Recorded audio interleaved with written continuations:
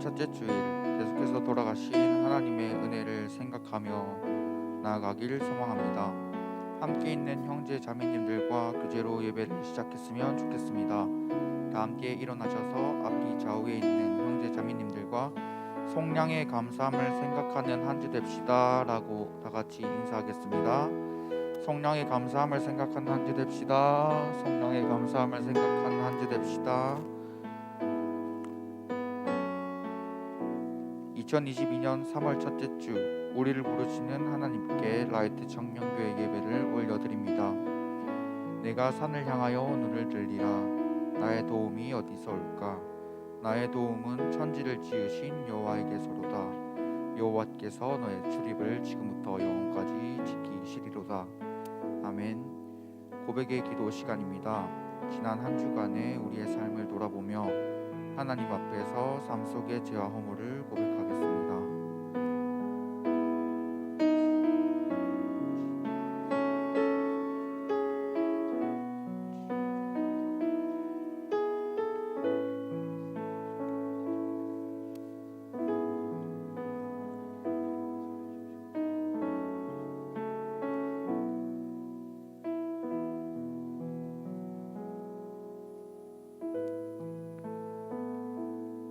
우리를 향한 사제의 말씀은 디도서 2장 14절 말씀입니다. 그가 우리를 대신하여 자신을 주심은 모든 불법에서 우리를 속량하시고 우리를 깨끗하게 하사 선한 일을 열심히 하는 자기 백성이 되게 하려 하심이라. 우리에게 주신 사제의 은총에 감사하며 사도신경으로 우리의 신앙을 고백하겠습니다. 나는 전능하신 아버지 하나님, 천지의 창조주를 믿습니다. 나는 그의 유일하신 아들 우리 주 예수 그리스도를 믿습니다. 그는 성령으로 잉태되어 동정녀 마리아에게서 나시고 본디오 빌라도에게 고난을 받아 십자가에 못 박혀 죽으시고 장사된 지 사흘 만에 죽은 자 가운데서 다시 살아나셨으며 하늘에 오르시어 전능하신 아버지 하나님 우편에 앉아 계시다가 거기로부터 살아있는 자와 죽은 자를 심판하러 오십니다. 나는 성령을 믿으며 거룩한 공교회와 성도의 교제와 죄를 용서받는 것과 몸의 부활과 영생을 믿습니다. 아멘.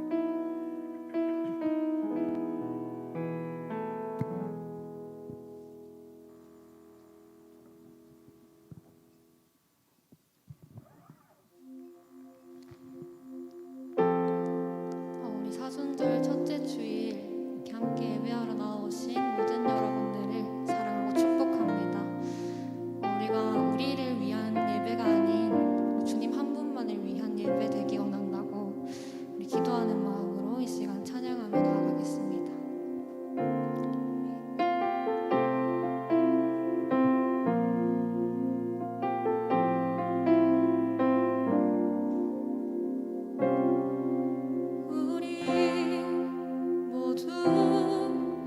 예배하는 자 되어 온전히 영과 진리로 주를 예배하자. 주가 우리와 함께 영원히 함께 하시고 마르지 않는 샘물로 우릴 채우시리. 우리 모두 예배하는 자 되어 온전히 영과 진리로 주를 예배하자. 주가 우리와 함께 영원히 함께 하시고 마르지 않는 샘물로 우릴 채우시리라.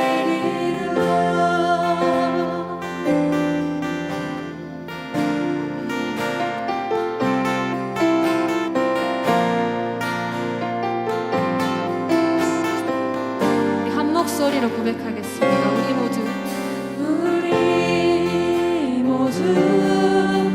예배하는 자 되어 온전히 영과 진리로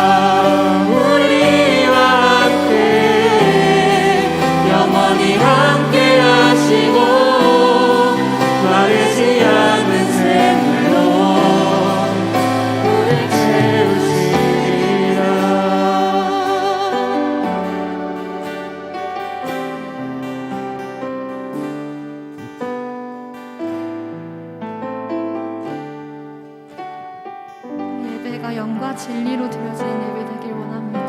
아멘.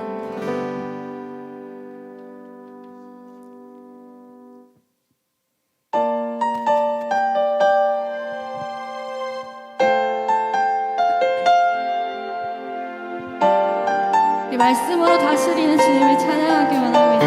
아멘.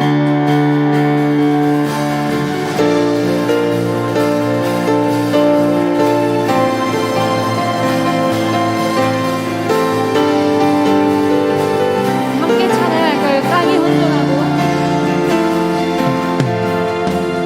땅이 혼돈하고 공허할 때에 창조의 주님 말씀으로 세상 빚으시고 그의 형상 따라 창조된 우리 이 땅 위에서 주가 행하신 일을 찬양해 찬양 할렐루야 우리 하나님께 찬송함이 선함이여 영광 할렐루야 주께 찬송함이 아름답고 마땅하도다 이 세상 흔들리고 쓰러져 갈 때 구원의 주님 말씀으로 이 땅 다스리고 그의 백성들은 곧 오실 주님 그 나라에서 주의 영광을 노래하겠네 찬양 할렐루야 우리 하나님께 찬송함이 선함이여 영광 할렐루야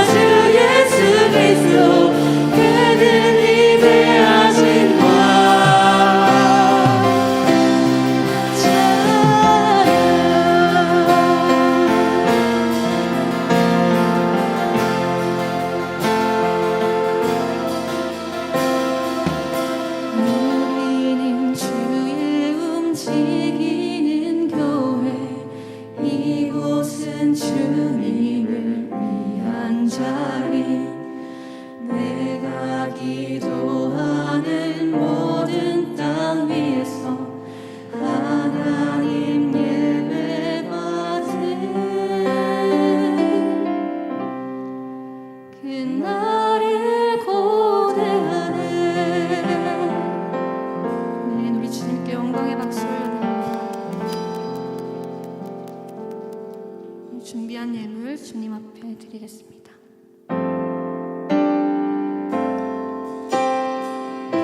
내게 있는 향유가 주께 가져와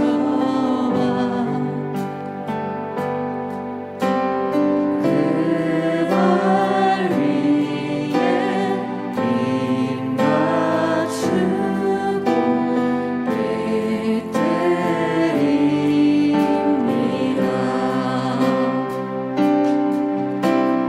나를 위해 어항 산길 오르신 예수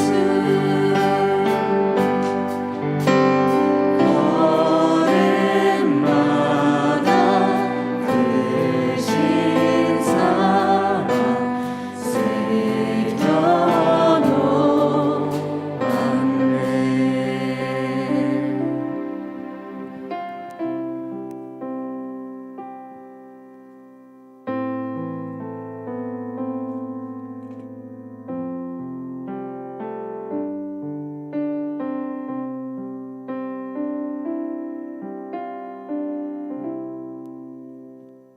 사랑의 하나님 아버지 감사합니다. 코로나로 많은 청년들이 힘듦을 겪고 있는 와중에도 이렇게 많은 청년들이 모이게 해주심에 감사드립니다. 사순절 기간입니다. 우리의 즐거움을 잠시 내려놓고 예수님의 고난에 동참하는 청년교회가 되길 원합니다. 사순절의 의미를 되새기며 우리를 위해 죽으신 예수님의 사랑을 알게 하여 주시옵소서. 주님, 코로나가 계속 심해지고 있습니다. 주위에서 심심찮게 확진 소식이 들려오고 있고 확진자는 날이 갈수록 늘어나고 있습니다. 사회적 거리두기를 시작한 지도 벌써 2년이 흘렀습니다.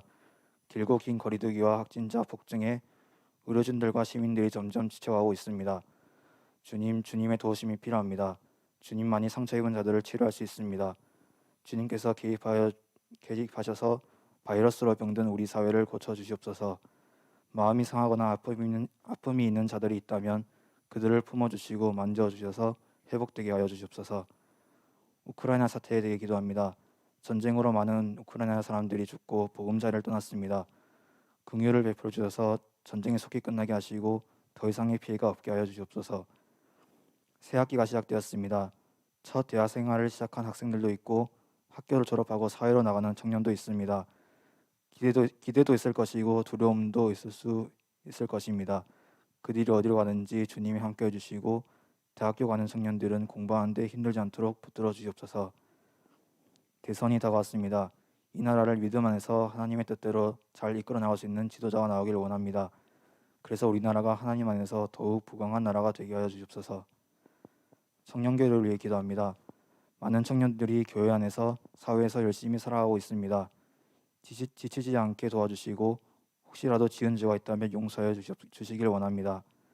각자 말은 안 하지만 저마다 아픔도 있고 고민도 있습니다.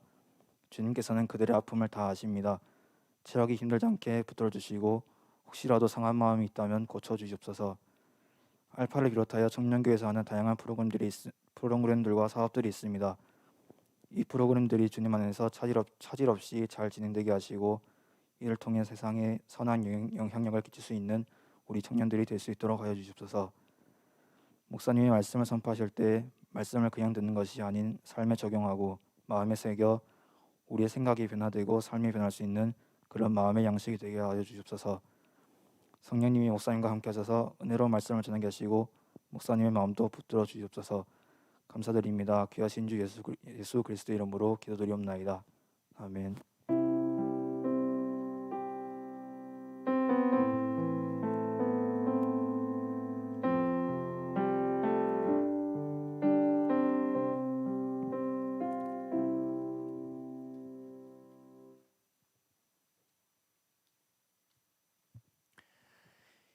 예, 오늘 우리에게 주시는 하나님의 말씀은 마태복음 26장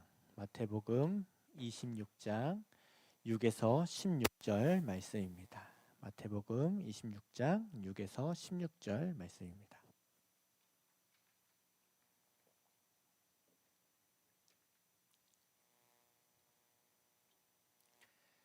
예, 다 찾으셨죠? 우리 다 함께 봉독하겠습니다. 예수께서 베다니 나병 환자 시몬의 집에 계실 때 한 여자가 매우 귀한 향유 한 옥합을 가지고 나와서 식사하시는 예수의 머리에 부으니 제자들이 보고 분개하여 이르되 무슨 의도로 이것을 허비하느냐 이것을 비싼 값에 팔아 가난한 자들에게 줄 수 있었겠도다 하거늘 예수께서 아시고 그들에게 이르시되 너희가 어찌하여 이 여자를 괴롭게 하느냐 그가 내게 좋은 일을 하였느니라. 가난한 자들을 항상 너희와 함께 있거니와 나는 항상 함께 있지 아니하리라. 이 여자가 내 몸에 이 향유를 부은 것은 내 장례를 위하여 함이니라. 내가 진실로 너희에게 이르노니 온 천하에 어디서든지 이 복음이 전파되는 곳에서는 이 여자가 행한 일도 말하여 그 일을 기억하리라 하시니라. 그때 12 중에 하나인 가룟 유다라 하는 자가 대제사장들에게 가서 말하되 내가 예수를 너희에게 넘겨주리니 얼마나 주려느냐 하니 그들이 은 30을 달아 주거늘 그가 그때부터 예수를 넘겨줄 기회를 찾더라. 아멘. 예, 오늘부터 이제 사순절기가 이제 시작이 되었어요. 그렇죠? 이제 실질적으로 이제 시작한 날은 지난 수요일을 시작으로 제수요일이라고 부르거든요. 그래서 이 수요일을 시작으로 해가지고 40일간, 그래서 주일을 제외한 40일 동안의 기간을 사순절기라고 해요. 그래서 이제 부활절 마지막 바로 전이 토요일까지가 사순절기고 그게 끝나면 바로 부활절이 이제 시작이 됩니다.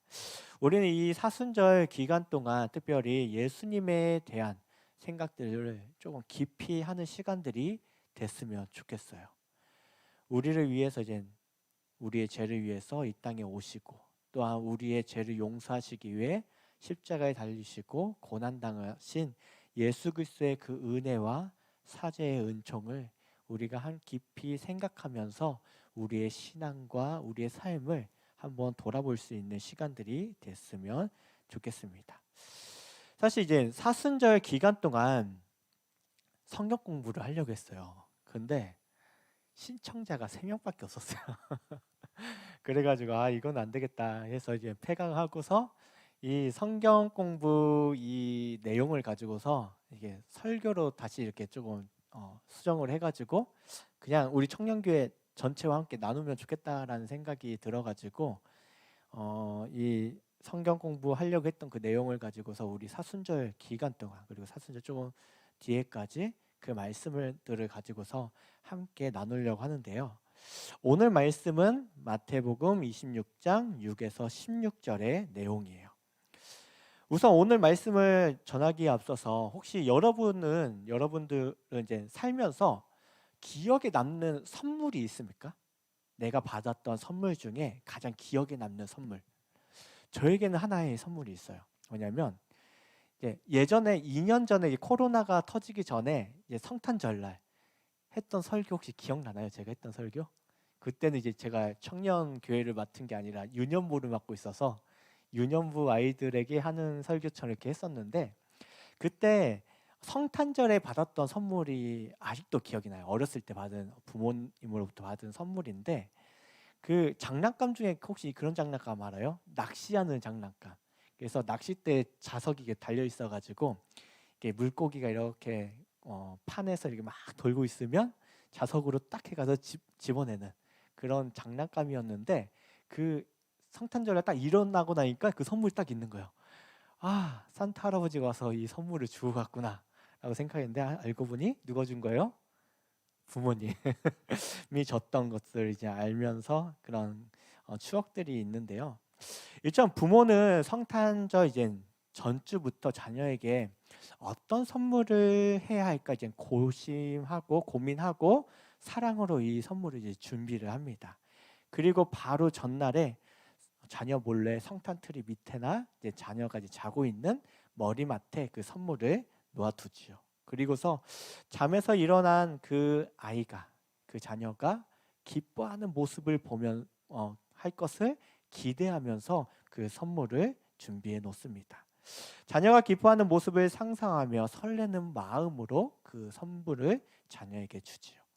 성탄절 아침에 선물을 발견하고 기뻐 뛸 아이의 모습을 보면서 부모는 주는 것보다 받는 것보다 주는 것이 더 복되다는 그 성경의 말씀을 실제로 경험하고 실감할 수 있을 것입니다. 그런데도 우리는 살아가면서 나의 욕심을 채우려고 살아갈 때가 참 많아요. 더 많은 것을 소유하려고 몸부림치면서 아주 치열하게 살아가죠. 사순절 첫 번째 주일 성경 본문은 베단이라는 지역에서 있었던 사건을 다루고 있어요. 이 지역에서 기름 부음을 받았던 예수님의 이야기를 통해 한 여인의 관대한 나눔과 또 그 후에 바로 이어지는 유다라는 제자의 탐욕 사이의 대조를 보여주면서 우리가 어떻게 신앙생활을 해야 되고 예수를 섬겨야 하는지에 대해서 말씀을 전하고 있죠. 두 사람이 예수님께 보인 반응은 삶의 모든 부분에서 예수님께 우선순위를 두고 그분께 영광을 돌려드려야 하는 것을 우리에게 가르쳐주고 있어요. 이 두 사람을 통해 지난날 저와 여러분의 신앙의 모습, 믿음 생활에서 있었던 그 모든 시간들을 한번 되돌아보는 시간들이 됐으면 좋겠습니다. 그리고 나는 예수님 앞에서 어떤 믿음으로 살아왔는지 한번 반성도 해보고 다시 도전하는 시간들이 됐으면 좋겠습니다. 오늘 성경 본문에는 한 여자가 예수님께 향유를 붓는 사건이 등장을 합니다. 향유란 것은 뭐냐면 향수예요. 오늘날로 말하면 향수예요. 원래 향수가 물로 안 돼 있잖아요. 그렇죠? 기름으로 돼 있는 거 알죠? 그래서 향유라고 이렇게 부르거든요. 그래서 그 향유를 예수님 머리에 몽땅 다 부은 사건이 있었어요. 그런데 이 사건이 언제 일어났냐가 중요한 거예요. 바로 예수님께서 이제는 십자가를 지시기 전 일주일 전에 예루살렘에 입성하시기 전날 밤에 일어난 사건입니다. 유대인들은 매우 기대했을 거예요. 어떤 기대요? 메시아가 이젠 예루살렘에 입성하면 이제 그들이 기대했던 그 하나님의 나라가 이루어질 것이라는 그 기대가 막 부풀어 오르고 있는 그 전야였어요. 밤이었어요. 예수님과 무리는 예루살렘에 입성하시기 전에 함께 모여 식사를 하셨습니다. 당시 분위기는 매우 고조되어 있지 않았을까 이제 상상을 해보죠. 그런데 예상치 못한 사건이 발생하게 됩니다. 5절과 6절을 다시 보도록 할게요. 예수께서 베다니 나병 환자 시몬의 집에 계실 때 한 여자가 매우 귀한 향유 한 옥합을 가지고 나와서 식사하는 예수의 머리에 부으니. 여기서 옥합이라고 하면 막 이런 항아리 같은 거 생각할 수 있죠. 그렇게 생각하는 사람 많을까요? 옥합이라고 하면 많이 커봤자 이 한 병 크기, 이 컵 크기, 보통 한 요 정도만한 이 정도만한 그 병에 담겨 있는 것을 의미하거든요. 그 옥합을 가지고 왔다고 말을 하고 있어요. 언뜻 보기에 이 장면을 여러분이 보면서 좀 이해가 하기가 좀 어려울 수 있을 거예요. 누군가 이제 몰래 이제 살며시 예수님 뒤로 다가오더니 존경의 뜻으로 그 머리에 향수를 병채로 그냥 쏟아 붓는 그 장면이거든요. 어쩌면 이 여인은 예수님에 대한 이 존경하는 마음에서 했을지 모르지만 그거를 당하는 당사자는 어떨 것 같아요? 어쩌면 존경심은커녕 굴욕감을 느낄 수도 있습니다. 또한 당시 유대 사회의 관습을 고려해 보아도 당시 이 배경은 이 당시 상황은 도저히 용납될 수 없는 상황이었어요.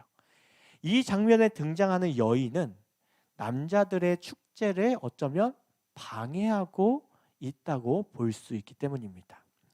여러분, 사회에서 무엇인가 이제 허용이 되고 허용이 안 되는 것, 그것은 무엇이 결정한다고 생각해요?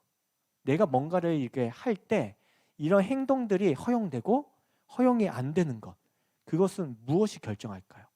문화가 그 행동을 결정할 때가 많습니다. 당시 문화는 이랬어요. 남자의 모임에 여자가 함부로 낄 수 없었어요. 여러분, 이게 여성 비하는 아닙니다. 그냥 문화적인 거를 말하는 거예요. 그뿐만 아니라 예수님의 머리에 이제 기름을 부은 사람도 여자였던 것이 문제가 됩니다. 성경에는 기름 부음이 다양한 목적으로 이렇게 사용이 돼요. 고대 사람들은 대체로 이제 기름 부음을 이제 공적인 직무, 때로는 이제 권위를 부여하는 그 상징적인 의미로 행했습니다. 대표적으로 이제 왕을 임명할 때 그 머리에 기름을 부었고, 때로는 선지자, 대제사장을 임명할 때도 그 머리에 기름을 부어서 세웠습니다. 이뿐만 아니라 성막과 그 안에 있는 물건을 에도 모두 기름을 부어 발라서 그 물건들을 구별시켰어요. 기름 부음은 일반적으로 하나님께 헌신된 사람이나 구별된 물건을 의미할 때 이게 기름을 발라서 그것들을 구별하고 의미를 부여했죠. 그 밖에도 이 향유가 사용됐던 곳은 또 한 곳이 있어요. 뭐냐면 죽은 사람의 시체를 처리할 때도 이게 향유를 이렇게 발라가지고 그렇게 시신을 처리했었습니다. 오늘 본문과 유사한 사건이 요한복음 12장에도 등장을 하거든요. 12장에도 나오는데 예수님께 향유를 부은 이 여자가 여기서는 이제 이름이 거론되고 있어요. 마태복음은 한 여자라고만 말하고 있지만 요한복음에는 나사로와 마르다의 누이였던 마리아라고 얘기하고 있습니다. 마리아가 예수님께 기름을 부은 의도는 분명하지는 않아요. 무슨 이유로 그 여인이 예수님의 머리에 향유를 부었는지 성경은 정확하게 말해주고 있지는 않아요. 그녀는 예수님의 그리스도, 이 그리스도라는 단어가 무슨 의미냐면 하나님의 기름 부음을 받은 자라는 의미를 갖고 있는 단어입니다. 예수님께서 그리스도라는 것을 알았기 때문에 그런 행동을 했을까요? 그녀가 자신의 행동이 무엇을 의미해서 했는지 아니면 모르고 했는지 그거는 중요하지 않습니다. 이 여자가 기름 부었다는 그 행위 자체가 당시 문화적으로는 결코 용납될 수 없는 행동이었다는 거예요. 바로 이어지는 제자들의 반응에서 이를 확인할 수 있어요. 8절 말씀을 보도록 할게요. 8절을 보면 제자들이 보고 분개하여 엄청 격하게 화를 내고 있다는 것을 볼 수 있어요. 제자들이 기름 부은 여인의 행동을 지켜보면서 분개한 것은 당시 문화적으로나 관습적으로나 당연한 반응일 수도 있어요. 그 반응을 보고 즉각적으로 나온 반응이었던 것이죠. 그런데 예수님께서는 이러한 제자들의 분개를 오히려 꾸짖고 계십니다. 여인의 행동을 특별한 헌신적인 사랑의 영원한 본보기로 삼으라고 오히려 말씀하시죠. 12절 13절을 보도록 할게요. 이 여자가 내 몸에 이 향유를 부은 것은 내 장례를 위하여 함이니라. 내가 진실로 너희에게 이르노니 온 천하에 어디서든지 이 복음이 전파되는 곳에는 이 여자가 행한 일도 말하여 그를 기억하리라 하시니라. 여러분, 관습대로 문화적이라면 함께 낄 수 없는 자리였음에도 불구하고 그녀는 모든 사람에게 좋은 본보기가 되었다고 예수님은 말씀하세요. 한 걸음 더 나아가 그녀가 예수님의 머리에 향유를 부은 것은 예수님께서 예루살렘에 이제 들어가시고 입성하시고서 앞으로 일어나게 될 예수님 자신의 장례, 즉 죽음을 준비한 것이기에 앞으로 이 여자가 행한 일도 복음과 함께 전파되어야 한다고 말씀하십니다. 이처럼 예수님은 여인의 기름 부음을 통해 다시금 제자들에게 무엇을 말씀하고 계세요? 자신의 죽음에 대해서 암시적으로 얘기하고 계십니다. 제자들에게 자신의 죽음을 암시적으로 말씀하신 일은 사실 이번 일뿐만 아니라 그 전에도 자기의 죽음에 대해서 여러 번 반복적으로 말씀하신 바가 있어요.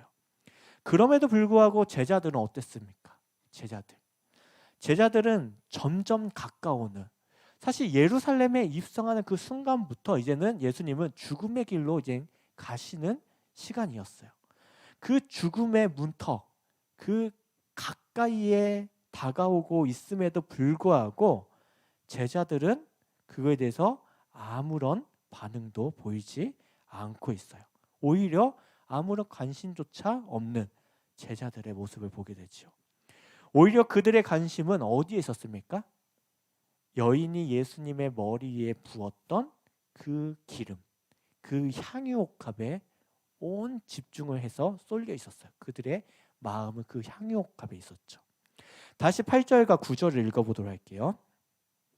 제자들이 보고 분기하여 이르되 무슨 의도로 이것을 허비하느냐? 이것을 비싼 값에 팔아 가난한 자들에게 줄 수 있었겠도다 하거늘. 여러분, 이 부분만 본다면 제자들의 생각, 제자들의 의도가 참 좋게 여겨지지 않나요? 이 비싼 향유를 팔아서 어렵고 가난한 자를 돕는 것이 더 좋지 않냐라는 이야기를 들었을 때 여러분은 어떤 생각이 드나요? 이 부분만 본다면 제자들의 생각이 좋은 의도를 가지고 있다고 생각될 수도 있어요. 그런데 여기서 중요한 포인트가 있어요. 어디냐면 무슨 의도로 이것을 허비하느냐. 무슨 의도로 이것을 허비하느냐.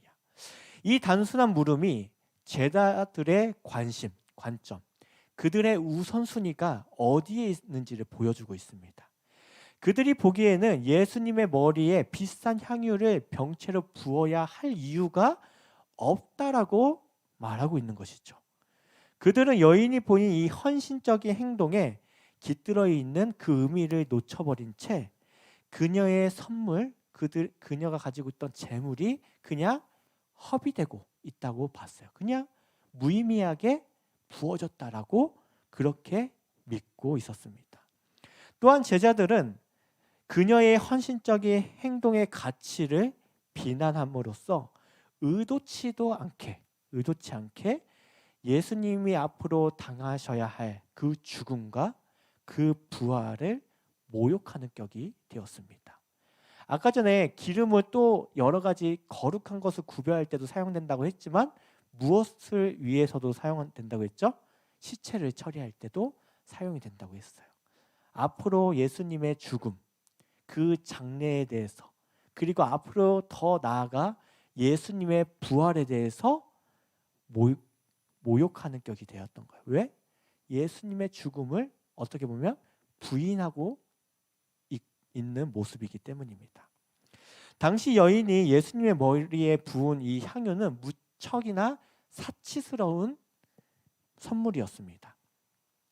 마태복음에는 이 향유가 그냥 매우 비싼 것이라고만 얘기를 하고 있는데 마가복음과 요한복음은 구체적으로 설명을 해주고 있어요. 300데나리온이나 되는 가치가 있는 비싼 향유였다라고 소개하고 있습니다. 300데나리온이면 얼마 정도 할까요? 1데나리온이 얼마냐면 보통 일꾼이 하루 동안 일하는 하루 품삯을 의미해요. 일당 하루 일당이 바로 1데나리온입니다.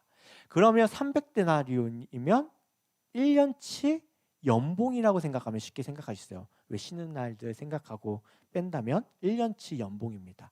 대략적으로 이제 사회초년생들이 받는 연봉을 생각하면 한 4천에서 좀 많으면 5천만 원 정도 되는 그런 값어치를 지니고 있는 향수병이었어요.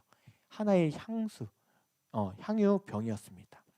예수님의 머리에 통째로 부어드린 이 여인의 모습, 3,4천만 원 되는 그 당시는 이제 고대 사회니까 이 3,4천이 오늘날 3,4천하고 조금 차이가 있을 수도 있어요. 그렇게 값비싼, 오늘날로 말하면 더 높은 가격의 값어치를 가지고 있는 그 향유를 한 번에 쏟아부었을 때 제자들이 느꼈을 그 혼란스러운 그 상황들, 이제 조금 이해가 되나요? 여러분, 누군가가 열심히 저축해서 4천만 원, 5천만 원 정도의 투자를 했다고 생각을 해봅시다. 상상해 봅시다. 이 투자가 참으로 가치 있는 일이라고는 어떻게 평가될 수 있을까요? 어떻게 확신할 수 있을까요? 여인의 행동은 그녀의 관대함뿐만 아니라 예수님에 대한 그녀의 믿음, 그리고 믿음과 확신이 이 향수의 값어치를 결정합니다. 그녀는 예수님의 긍휼하심과 능력을 직접 목격한 바가 있어요. 앞에서 언급했듯이 요한복음에는 이 여인이 누구라고 말하고 있어요? 마리아였다라고 얘기합니다. 그녀의 오라버니는 바로 나사로였고요. 죽음에서 살아난 나사로였어요. 예수님께서 살려주신 그 나사로였습니다. 이처럼 예수님의 긍휼하심과 큰 능력을 직접 경험하였기에 그녀는 아무런 망설임 없이 예수님께 그 향유를 부을 수 있었던 것이에요. 자신이 직접 경험하고 만나본 그 예수라면 어떤 것을 드리든 조금도 아깝게 여겨지지 않았을 거예요. 왜? 예수님이 어떤 분이신지를 알았기 때문에요. 그것을 또한 믿었기 때문에. 여러분, 짐 엘리엇이라는 선교사가 있어요. 옛날에 이제 저기 정글에 있는 부족을 선교하다가 순교당한 선교사인데요. 이 짐 엘리엇이라는 사람이 한 이야기가 있어요. 영원한 것을 얻기 위해 영원하지 않는 것을 버리는 자는 바보가 아닙니다. 영원한 것을 얻기 위해 영원하지 않은 것을 버리는 자는 바보가 아닙니다. 라고 얘기했습니다. 사랑하는 라이트 청년교회 여러분, 무엇을 위해 여러분은 지금 인생을 살아가고 있습니까? 영원한 가치를 위해 살아가고 있나요? 아니면 잠시 잠깐 나에게 유익이 되는 거, 순간의 그 이익을 위해서 여러분들은 살아가고 있나요? 저와 여러분 모두 이 값비싼 향유 옥합을 통째로 부었던 그 여인처럼, 때로는 이 짐 엘리엇이라는 선교사처럼, 또는 성경 속에 수많은 믿음의 선배들, 영원한 가치를 쫓았던 그 믿음의 선배들처럼 예수님을 위해서라면 헌신된 인생을 살아갈 수 있기를 간절히 소망합니다. 그런데 안타깝게도 이 여인의 이 헌신의 대가는 어떤 것이었을까요? 여인이 보였던 그 헌신의 대가, 아주 관대한 그 나눔의 결과는 무엇일까요? 제자들로부터의 그 붕괴와 경멸이었습니다. 제자들은 붕괴하며 그 여인을 꾸짖었죠. 더 나아가 더 나은 방법의 헌신을 제시하며 가르칩니다. 그러나 그들의 분노는 하나님의 나라를 위한 사랑에서 비롯되지 않았죠. 자기들이 바라던 그 나라를 위한 사랑에서 비롯된 거였습니다. 이러한 제자들을 향해 예수님은 말씀을 이어가십니다. 10에서 11절 말씀을 함께 보도록 할게요. 예수께서 아시고 그들에게 이르시되 너희가 어찌하여 이 여자를 괴롭게 하느냐? 그가 내게 좋은 일을 하였느니라. 가난한 자들은 항상 너희와 함께 있거니와 나는 항상 함께 있지 아니하리라. 예수님은 이미 아셨어요. 무엇을 아셨을까요? 바로 제자들의 중심을 알았습니다. 그래서 이 여자를 괴롭게 하지 말라고 말씀하시며 오히려 이 여자가 행한 것이 좋은 일이라고 칭찬하십니다. 그녀의 좋은 일이란 앞으로 이뤄질 예수님의 죽음을 준비하는 일이었죠. 함께 모여있던 제자들이 예루살렘 입성을 앞두고 외면하고 있던 예수님의 죽음을 이 여인은 자신의 모든 것을 들여 준비했습니다. 사실 앞에서 제자들이 말한 가난한 이들을 도우라는 헌신도 매우 중요한 가치를 지니고 있어요. 성경 곳곳에는 성경에는 가난한 자, 소외된 자, 억눌린 자 이들에 대해서 구제하고 그들을 도우라고 명령하고 있습니다.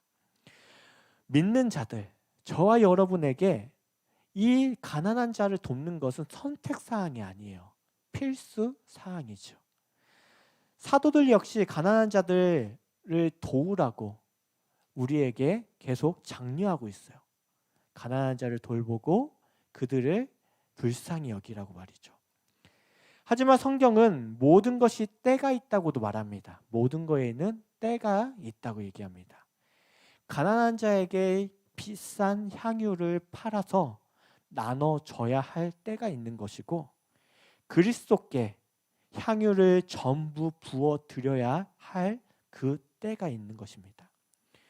왜냐하면 예수님의 죽음은 인류의 죄를 용서하시기 위해 영원한 죽음에서 우리를 구원하시기 위해 태초부터 하나님께서 계획하신 그 구속 사건의 그 시간, 그 때였기 때문입니다.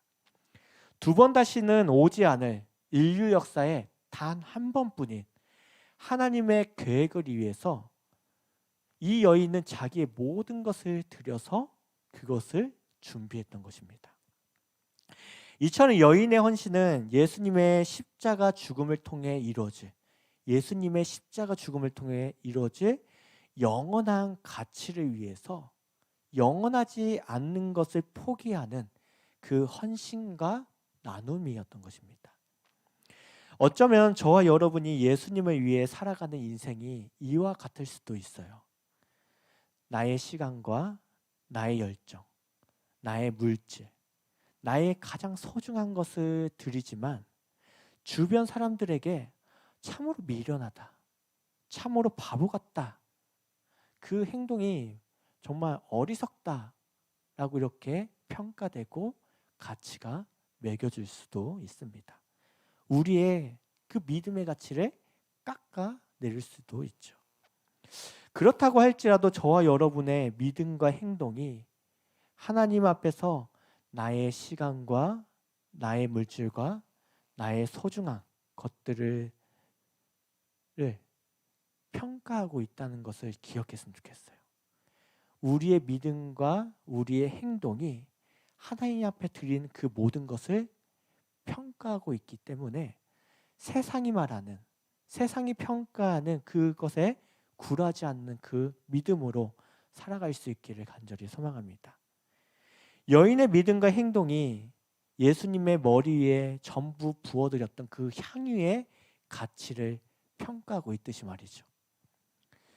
한 향유옥합을 예수님 머리에 부은 이 사건이 떠들썩하게 끝을 맺고 이제 바로 이어지는 사건은 제자들의 중심이 무엇이었는지를 9절에서 이것을 비싼 값에 팔아 가난한 자들에게 줄 수 있었겠도다라는 그 말의 진실성의 여부를 평가해주고 있는데요. 우리 14, 15절을 한번 다시 읽어보도록 하겠습니다. 그때 12 중에 하나인 가룟 유다라 하는 자가 대제사장들에게 가서 말하되 내가 예수를 너희에게 넘겨주리니 얼마나 주렸느냐 하니 그들이 은 30을 달아 주거늘. 마태복음은 한 여자가 예수님께 향유를 부은 이야기에서 곧바로 유다 배반 이야기로 옮겨갑니다. 요한복음 12장을 보면 여인의 향유 부음을 주도적으로 비판했던 사람이 바로 유다였다라고 말을 하고 있어요. 사람을 향한 사랑 때문이 아니라 돈에 대한 사랑 때문에 비난을 했던 것이죠. 유다가 대제사장들에게 가서 대가를 요구했을 때 그의 동기가 다 드러나게 됩니다. 그는 처음부터 종교적이거나 믿음의 확신이 아닌 탐욕에 이끌렸던 사람이었던 것이죠. 이처럼 오늘 본문의 유다와 마리아의 대조는 놀랐습니다. 마리아는 예수님을 위해 자기 재산을 기꺼이 버렸고 유다는 재물을 얻기 위해 예수를 서슴없이 버렸습니다. 유다와 예수님의 제조 또한 놀랐습니다. 유다는 자기 유익을 위해 다른 사람을 희생시켰지만 예수님은 모든 사람을 구원하기 위해 자신을 희생시켰죠. 우리는 그 대조의 모습을 보면서 우리의 신앙, 우리의 믿음의 모습이 어떠해야 되는지를 고민해 볼 수 있어요. 그런데 이런 질문이 들 거예요. 왜 유다는 갑작스럽게 예수님을 배반했을까? 왜 갑작스럽게 예수님을 배반했을까? 유다가 갑작스럽게 배반한 것은 마지막 순간 예루살렘 입성을 앞두고 돌발적으로 배반을 한 것이 아니었어요. 제사장들이 은밀하게 유다를 포섭해서 배반하도록 한 것도 아니었습니다. 예수님의 제자로서 힘들고 어려운 삶을 정리하고 이제 세속적인 욕망에 굴복해서 배반한 것도 아니었죠. 적어도 유다는 다른 제자들과는 달리 되게 눈치가 빨랐던 사람이거든요. 이 유다는 예수님께서 계속적으로 자기의 죽음에 대해 말씀하실 때 이를 알아차렸을 것입니다. 예수님께서 말씀하시는 하나님의 나라가 그에게 실질적인 이익을 주지 않을 것이라는 것을 그는 직감적으로 알았던 것이죠. 바로 그때 유다는 예수님에 대한 오랜 투자에서 자신이 얻을 것이 무엇인지를 계산했을 거예요. 그리고 그 계산에 따라 그것을 선택했을 것입니다.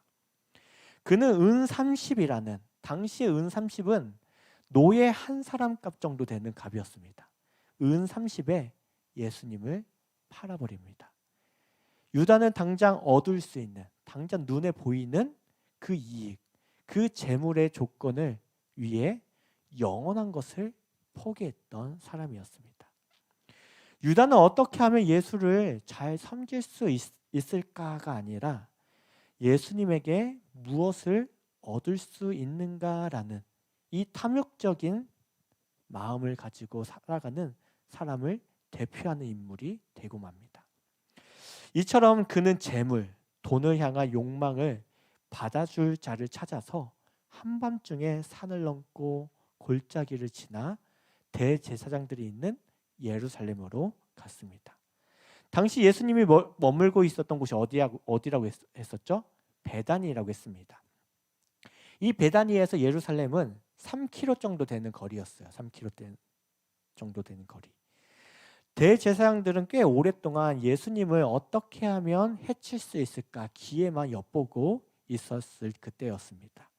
그들을 찾아온 유다는 기꺼이 보면서 그들은 유다를 기꺼이 호의적으로 받아들이게 되죠.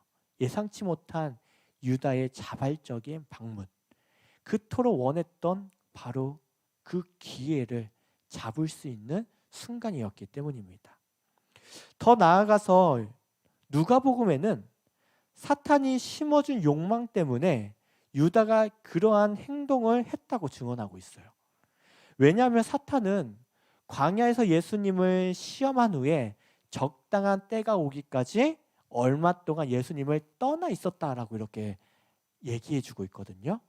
그동안 떠나 있었는데 바로 지금 이 순간 사탄이 등장합니다. 그런데 유다를 통해 적당한 때를 사탄이 발견하게 되자 그때부터 행동하기 시작하죠. 대제사장들과 유다와 사탄의 욕망이 하나로 합쳐져서 배반이라는 결과를 만들어냈던 것입니다.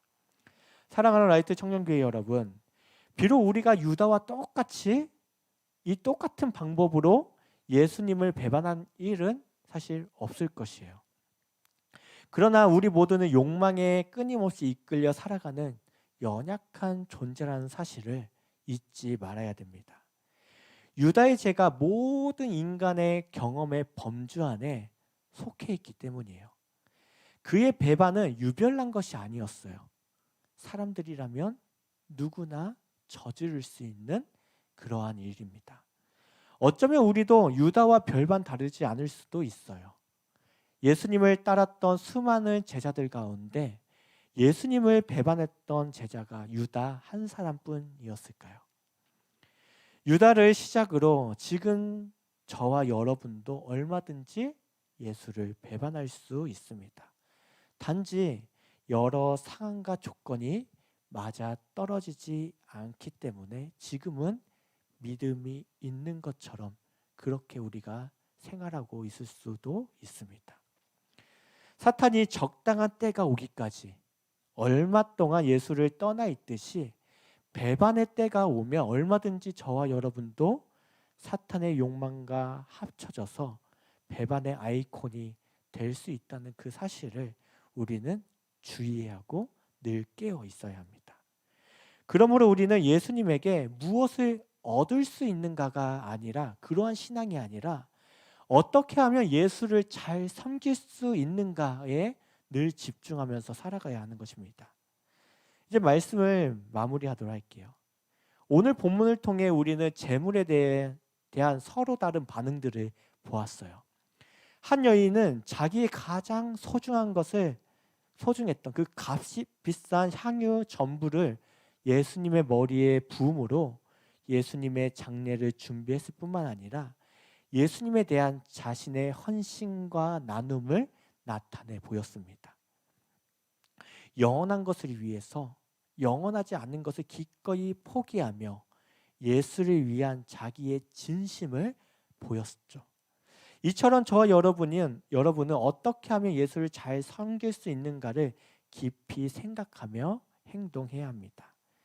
하나님을 예배하는 것뿐만 아니라 내 이웃을 섬기고 그것을 그들에게 나누는 일에 이르기까지 모든 일에 예수께 하듯 진실한 헌신적인 삶의 모습으로 우리는 살아가야 하는 것이죠. 그러나 유다는 예수님에게 무엇을 얻을 수 있는가라는 탐욕에 사로잡혀 은산십에 예수님을 팔아 넘겼습니다. 그의 인생, 그의 믿음에 있어서 최고의 우선순위는 예수가 아니라 재물, 돈이었죠. 성경은 이렇게 말합니다. 하나님의 백성은 즐겨내는 것이 특징이라고 분명히 말씀하고 있어요. 때론 우리의 마음에 관대한 나눔과 탐욕 사이에 우리의 마음에 이 두 가지 마음이 막 뒤죽박죽 섞여가지고 때로는 혼란스러울 때도 있습니다. 그럴 때 우리는 성령님의 판단에 우리의 생각과 우리의 선택을 맡겨드려야 합니다. 그리고 믿음으로 성령께서 우리에게 감동을 주시는 때로는 양심에 따라 그것을 행동함으로 하나님께 영광이 되는 그 삶을 우리는 살아가야 하는 것이죠. 하나님은 마음에서 우러나온 사랑으로 우리를 위해 자기 아들을 기꺼이 내어 주셨습니다. 그러한 하나님, 그런 하나님의 백성이 된 자가 바로 저와 여러분이죠. 자기 백성을 불러 이젠 그 백성에게 예배로서 헌신을 표현하게 하는 것, 어떻게 보면 우리의 주인 되시는 하나님이 우리에게 요구하시는 당연한 요구사항일 수 있습니다. 그러므로 저와 여러분은 예수님께 사랑과 헌신을 아낌없이 바쳤던 여인, 이 마리아를 본받아서 우리 또한 살아가야 하는 것이죠. 그녀가 예수님께 값비싼 향유를 부은 것은 낭비가 아니라 영원한 것을 위한 예배 행위였습니다. 사랑하는 라이트 청년교회 여러분, 재물, 돈에 대한 우리의 인식이 이렇게 변했으면 좋겠어요. 관대한 나눔과 사랑, 헌신, 더 나아가 예배로서 사용될 수 있기를 간절히 소망합니다. 그리고 하나님께서 그것을, 그러한 예배를 우리에게 요구하고 계신다는 것을 늘 마음에 새기면서 살아가는 우리 청년교회 모두가 될 수 있기를 간절히 소망합니다. 이 시간 찬양하면서 우리 기도의 자리로 나아가도록 할게요.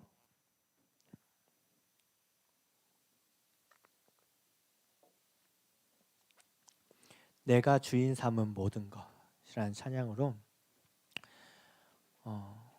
혹시 우리는 유다처럼 우리의 마음의 주인에 누가 있는지 한번 살펴봤으면 좋겠어요. 재물, 돈이 우리의 주인이고 우리를 사로잡고 끊임없는 그 탐욕 속에 우리를 계속 붙들고 있진 않은지 그것을 놓았으면 좋겠어요. 3-4천만 원 되는 것을 한 번에 깨트린다는 거 쉽지 않은 일입니다. 그렇지만 그 깨트리는 순간 그 여인의 믿음이 드러난 거예요. 그의 중심, 그 마음의 중심이 드려지고 그것이 예배가 되었던 것이에요. 그리고 더 나아가서 우리 위한 예수님의 그 구속사에 있어서 빠질 수 없는 그 죽음을 준비한 그 여인의 그 나눔이 되었던 거예요. 이러한 삶을 우리도 살아가길 바라면서 이 찬양으로 하나님께 고백하도록 하겠습니다.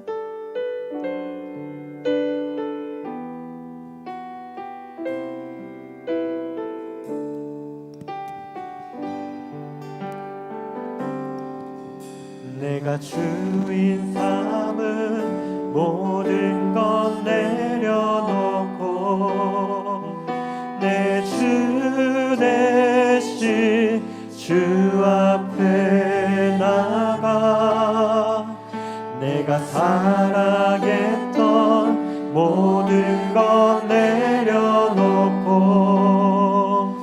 주님만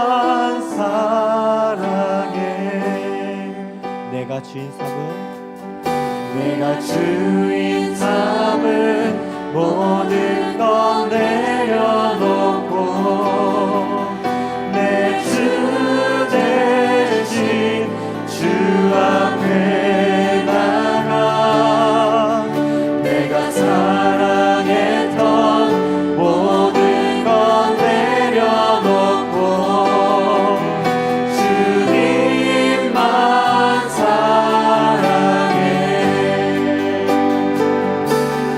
주 사랑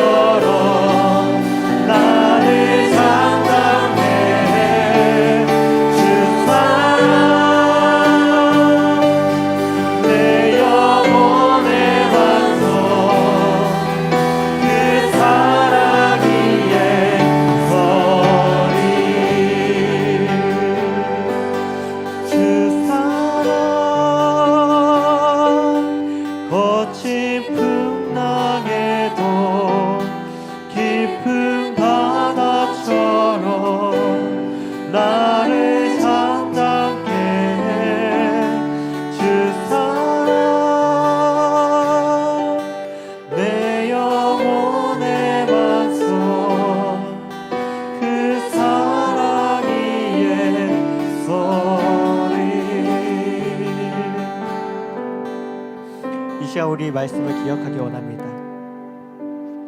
우리 사순절 이제 첫째 주가 시작이 되었는데요. 이 사순절 기간 동안 우리의 삶을, 우리의 신앙을 깊이 돌아볼 수 있기를 바랍니다. 혹시 오늘 말씀처럼 우리 속에 유다와 같은 모습이 있지 않은지, 탐욕과 욕심 가운데 이 세상을 살아가고 있지 않은지, 우리의 죄, 우리의 탐욕을 하나님 앞에 고백하며 회개의 기도를 드렸으면 좋겠고요. 그리고 또 한 가지는 향유 옥합을 깨뜨렸던 예수님의 머리에 부었던 그 여인처럼 우리도 예수님을 향한 그 사랑과 헌신, 진실함과 나눔을 행하는 우리의 믿음의 삶이 될 수 있게 해달라고 우리 함께 기도하도록 하겠습니다. 기도하겠습니다. 하나님 감사합니다. 주님 우리를 위해, 우리를 구원하시기 위해 이 땅에 오신 예수 그리스도, 나의 죄를 위해 십자가를 지시고 그 고통과 고난을 당하신 그 예수 그리스도의 그 희생과 죽음을 우리가 바라봅니다. 주님, 그렇지만 나를 위해서 그 생명을 아끼지 않았던 주님이 오셨지만 나는 나를 위해서 살아왔고 그 탐욕과 죄악 가운데 살아갔던 죄인임을 고백합니다. 주님, 내가 유다처럼 주님을 팔았고 주님을 버렸고 주님을 죽음 가운데로 내몰았던 죄인임을 고백합니다. 주님, 용서하여 주시옵소서. 주님, 이제 내가 다시금 돌아서서 아버지 주님 그 머리 위에 향유를 부었던 그 여인과 같이 주님, 내가 주님을 위해 살아가기 원합니다.